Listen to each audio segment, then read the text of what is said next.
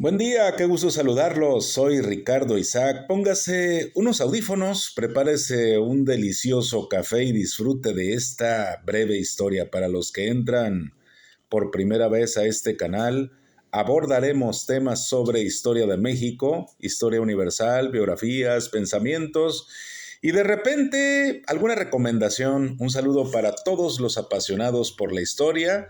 Es un canal para disfrutar y aprender cada día más de todo lo que ha sucedido en la historia.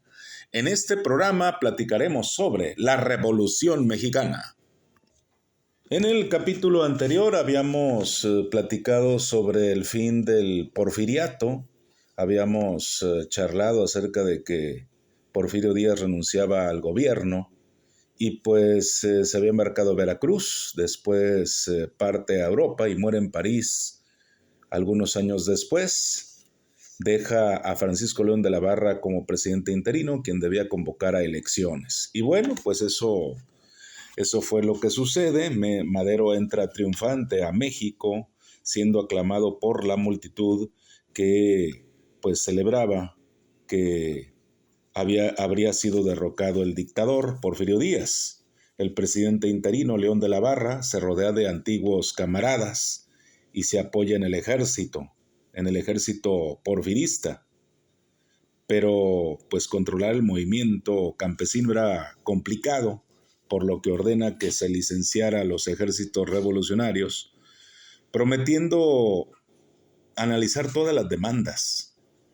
Casi todos acceden a deponer las armas, menos Zapata, quien se niega a despedir a sus hombres mientras no se cumpla lo prometido en el plan de San Luis, que era devolver las tierras a campesinos despojados. León de la Barra lanza al ejército en su contra. Y bueno, pues Madero organiza su campaña para la presidencia. En octubre de 1911 se llevaron a cabo elecciones y Madero resulta electo, así también con José María Pino Suárez como presidente. La paz y el orden estaban muy lejos de lograrse en este México. Se había marchado el dictador, pero permanecían en nuestro país sus antiguos partidarios y sus instituciones. Madero integra su gabinete con personas que se identificaban con el porfirismo, más con el porfirismo que con las nuevas ideas de su gobierno. Se apoya en el ejército porfirista creyendo que éste sería fiel a su gobierno. Pretende imponer una política nacionalista de desarrollo y promueve inversiones extranjeras, pero con algunas medidas de control. Estas, junto con un nuevo impuesto a la producción de petróleo, disgustan a las empresas estadounidenses. Reconoce la legalidad de las organizaciones obreras y de huelgas y crea el Departamento del Trabajo. Este se ocuparía de resolver los problemas entre obreros y dueños de empresas. Se inicia el estudio de la institución del salario mínimo, de la jornada de 8 horas y del día de descanso obligatorio. Consideraba Madero que el reclamo de los campesinos era justo, pero pensaba que debía analizarse a fondo, pues las haciendas, como la de su familia, no se habían formado mediante el despojo de las comunidades indígenas y valía la pena protegerlas para que contribuyeran al desarrollo del país.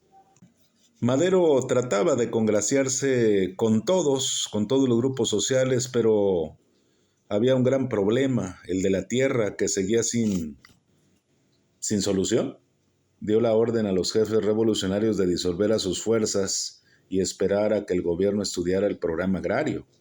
La mayoría de estos hombres, entre ellos Villa, aceptaron esta orden a regañadientes, pero Zapata se negó nuevamente a entregar las armas mientras no se le restituyeran las tierras a sus hombres. El gobierno de Francisco I. Madero organiza campañas en contra de los sublevados, pero los campesinos morelenses llevaron a cabo una guerra de guerrillas en la que participa la población protegiendo a sus hombres y sirviendo de escudo contra el ejército. Emiliano Zapata comprende que la solución a los problemas del agro estaba muy lejana, por lo que se rebela contra el gobierno de Madero y proclama el Plan de Ayala, que sería la base de la reforma agraria. En este plan, los zapatistas desconocen al gobierno de Madero y autorizan a los campesinos a recuperar sus tierras por medio de las armas. Poco a poco los ejércitos zapatistas dominaron el sur de la República, recuperan las tierras que les habían pertenecido y las cultivaron bajo la protección de las armas. Estalla la revolución en Chihuahua al año siguiente, al mando de Pascual Orozco. Madero envió al ejército en su contra. A los ojos de los terratenientes, comerciantes y extranjeros, cuyas inversiones peligraban, el gobierno de Madero se mostraba como incapaz de resolver los problemas de México. Poco a poco Madero pierde popularidad por no dar solución a los problemas que se presentaban y pues verse como de una personalidad muy débil. Los antiguos porfiristas y los representantes del gobierno de Estados Unidos celebraban reuniones en la embajada de ese país para organizar una sublevación contra el gobierno de Francisco I. Madero, el llamado Plan de la Embajada. En febrero de 1913, el 9, estalla la revuelta contra Madero. Militares insurrectos liberan a Bernardo Reyes y a Félix Díaz para que dirigieran el movimiento. El primero era antiguo colaborador de Díaz y el segundo era el sobrino del general. Ambos estaban presos por haberse rebelado contra el gobierno de Francisco I. Madero en ocasiones anteriores. Los rebeldes asaltan Palacio Nacional, que fue defendido por Lauro Villar. Bernardo Reyes muere en el ataque y el general Villar fue herido gravemente. Al enterarse del golpe, el presidente Francisco I. Madero decidió trasladarse de inmediato desde su residencia en el castillo de Chapultepec hasta Palacio Nacional, escoltado por un grupo de cadetes del Colegio Militar. Recuperan el recinto presidencial. Desalojan a los golpistas, quienes se refugian en el edificio de la Ciudadela, utilizado como almacén de armamento. El general Villar está grave. Madero entonces nombra comandante militar de la plaza a Victoriano Huerta, sin la más mínima sospecha que era uno de los hombres que había participado en las conspiraciones contra su gobierno. Y aquí y le reitero la invitación a que vea El Encanto del Águila, está en YouTube, ahí están los capítulos. Le recomendaban a Madero, su hermano Gustavo, le recomendó su madre, le recomendó su padre que tuviera mucho cuidado con los porfiristas, los más allegados a Porfirio Díaz del régimen anterior y que hoy los tenía pues prácticamente muy cercanos allí, ¿no? Pues mire, Madero nombra comandante militar a Victoriano Huerta. Entonces, pues, ¿qué se podría esperar? Pues la catástrofe, ¿no? Como ocurrió. Victoriano Huerta y Félix Díaz sostienen varias entrevistas secretas en la Ciudadela y deciden derrocar al gobierno de Madero. El asalto a la Ciudadela fue una farsa en la que Huerta pretendía tomar el edificio. Los 10 días de guerra que tuvieron lugar en México, en la ciudad, se conoce como la Decena Trágica, del 9 al 19 de febrero de 1913, y en ella mueren numerosos soldados y muchos civiles. Todos dudaban de la capacidad del presidente para restablecer el orden. El 18 de febrero de 1913, Madero y Pino Suárez fueron apresados en Palacio Nacional. Esa tarde se reúnen en la Embajada de Estados Unidos Félix Díaz y Victoriano Huerta para decidir, junto con el embajador Henry Lane Wilson, el rumbo que debería tomar la política del país. Huerta fue nombrado presidente interino y presentó su programa de gobierno a los representantes extranjeros. Días después, considerando que tanto Madero como Pino Suárez pues eran un peligro para su gobierno, Huerta ordenó su ejecución y cobardemente fueron asesinados el 22 de febrero de 1913. Huerta organiza su gobierno tratando de imponer la paz y el orden, así como lo hacía Porfirio Díaz, pero con una actitud doblemente cruel y despiadada. Todo un caos. Los funcionarios de su gobierno, ministros, gobernadores, diputados y senadores, debían acatar sus órdenes o eran liquidados, eran apresados. El usurpador pisoteaba las libertades individuales y pasaba por encima de la ley.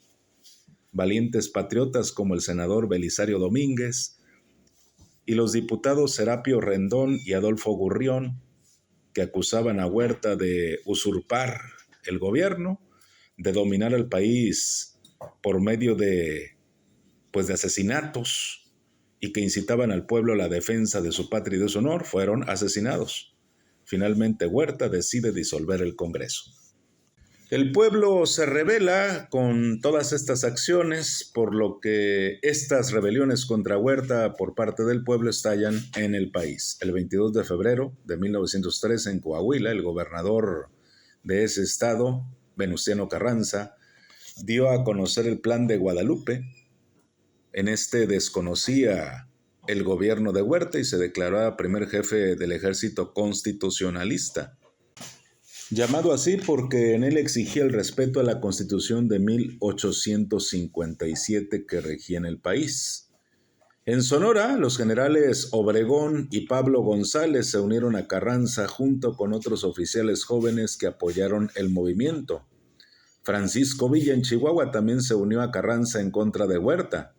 El ejército constitucionalista avanzó por 3 frentes: el cuerpo de ejércitos del noroeste, bajo el mando de Obregón, la división del norte, comandada por Villa, y el cuerpo de ejércitos del noreste, bajo el mando de Pablo González.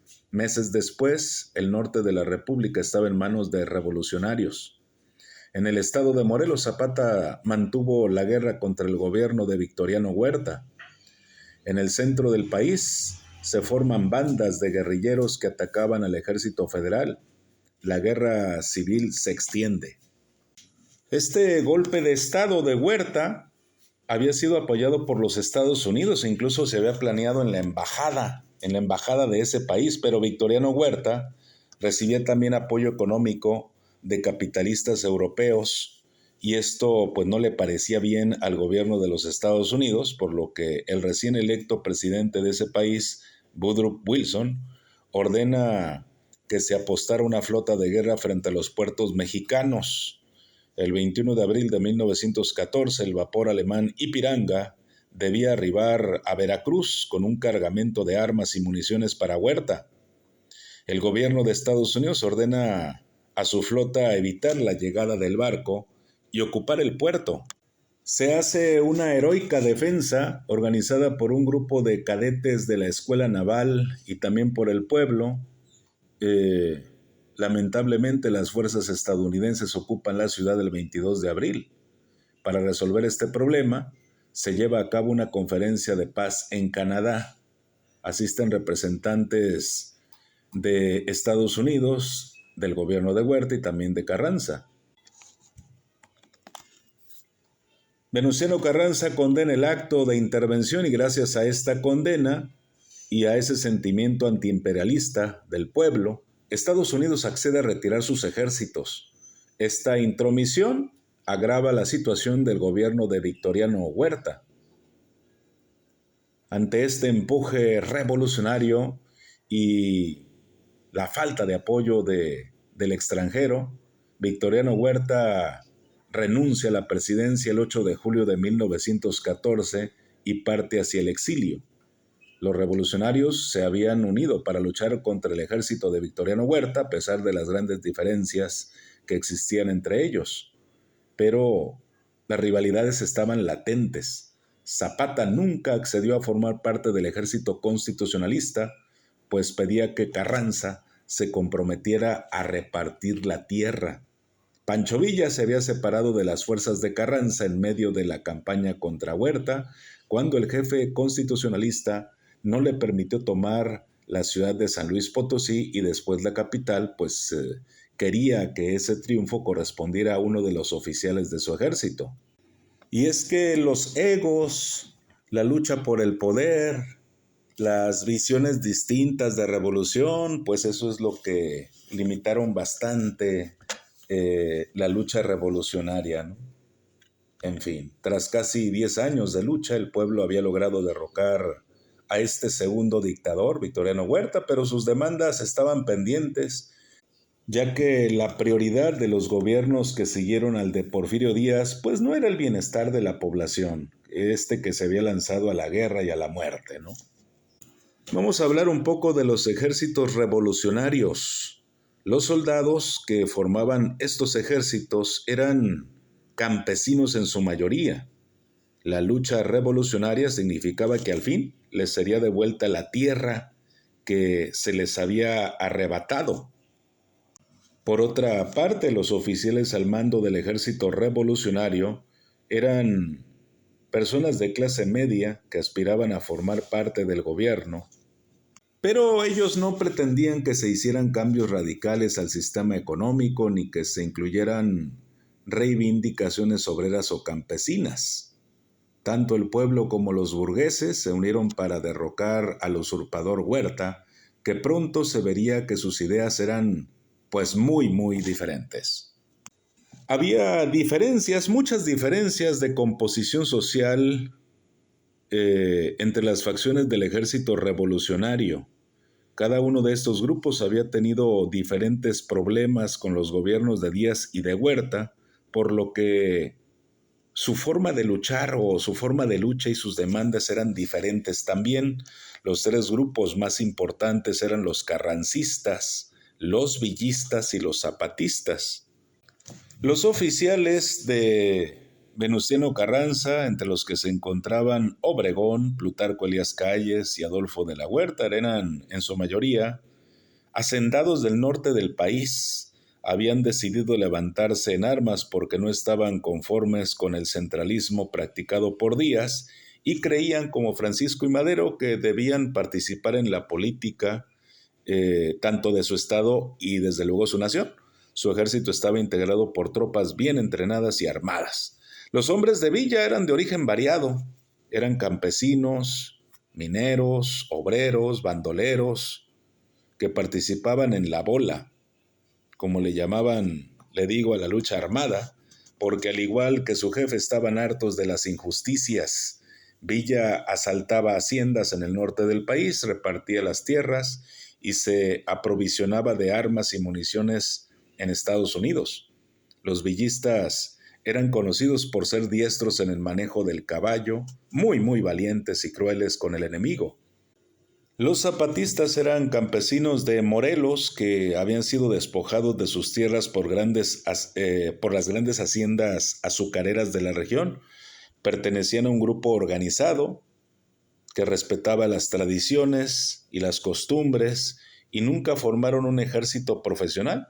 Alternaban la lucha revolucionaria con sus labores del campo y eran protegidos por todo el pueblo. No había en sí un plan global del gobierno, es decir, no pensaban en cambiar el sistema capitalista para construir una sociedad más justa.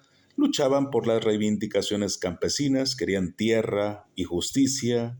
Sus metas eran locales, no eran metas nacionales.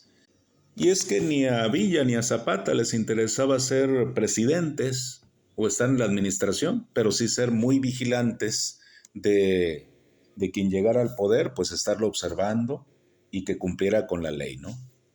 Y es así como llegamos al final de esta breve historia. Soy Ricardo Isaac, muchísimas gracias por su atención. Si le gustó este capítulo de la breve historia, por favor dele like, toque la campanita, compártalo y suscríbase.